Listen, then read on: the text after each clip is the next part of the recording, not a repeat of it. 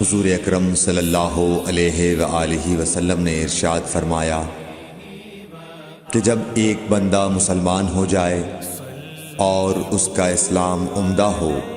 یقین و خلوص کے ساتھ ہو، تو اللہ اس کے گناہ کو جو اس نے اس اسلام لانے سے پہلے کیا معاف فرما دیتا ہے، اور اب اس کے بعد کے لیے بدلہ شروع ہو جاتا ہے، یعنی ایک نیکی کے عوض 10 گناہ سے لے کر 700 گناہ تک ثواب، اور ایک برائی کا اسی برائی کے مطابق بدلہ دیا جاتا ہے، مگر یہ کہ اللہ تعالیٰ اس برائی سے بھی درگزر کرے اور اسے بھی معاف فرما دے، یہ بھی اس کے لیے آسان ہے۔ صحیح بخاری حدیث نمبر 41۔